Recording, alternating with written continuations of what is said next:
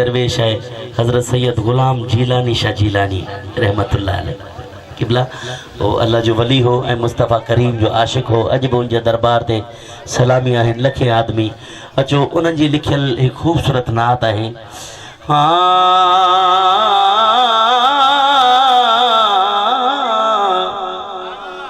सोह सब तो ते खत्म तो जो कसम को न तो जगड़ो डिठम तो जो कसम। सोह सब तो ते खत्म तो जो कसम को न तो जगड़ो डिठम तो जो कसम है। को न तो जगड़ो डिठम तो जो कसम है। को न तो जगड़ो डिठम तो जो कसम। एक झलक तुझी लखन जा होशन्या। एक झलक तुझी लखन जा होशन्या। आलिमन विसरो इल्म तुझो कसम।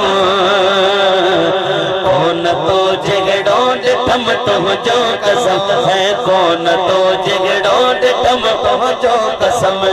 कौन तो जगड़ो डिठम तुझो कसम। का भी परेशानी अचई दुख अचई दर्द अचई करीम आका ते दुरूद पढ़ इंशाल्लाह ये दुख दर्द दूर थी वेंदा।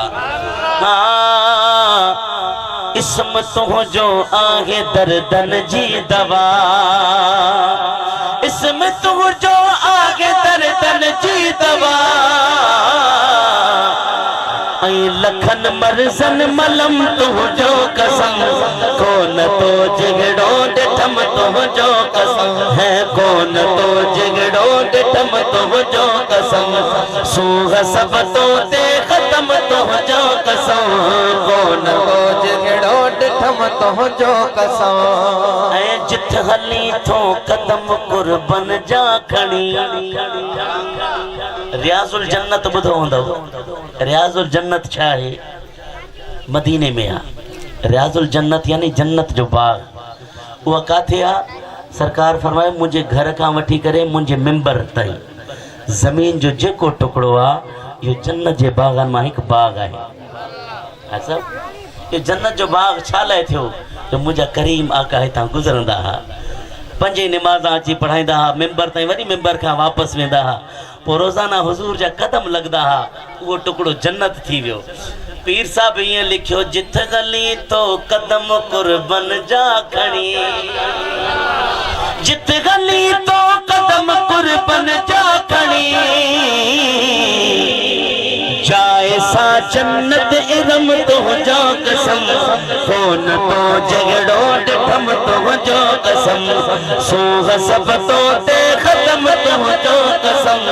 कौन तो जगड़ो डिठम तो जो कसम है। कौन तो जगड़ो डिठम तो जो कसम। पीर अगिया ही भला छा छा लिखे। पीर अगिया ही भला छा छा चले। छा लिखी सघंदो कलम तुझो कसम। कौन तो जगड़ो डिठम तुझो कसम है। कौन तो जगड़ो डिठम तुझो कसम है। सारो ई सारा में कुरान छात मुझे मुस्तफा जो शान है। छात मुझे मुस्तफा जो शान। दोस्त जब बताओ थी भी करे पढ़ाओ दा सुभान अल्लाह तो चवो ना। नादर भाई थोड़ो वीडियो इन्हनि भी फेराए तो सुभान अल्लाह चवन। हाँ सारो ई सारा में कुरान आ। छात मुझे मुस्तफा जो शान आ। छात मुझे मुस्तफा जो शान आ। छात मुझे मुस्तफा जो शान आ।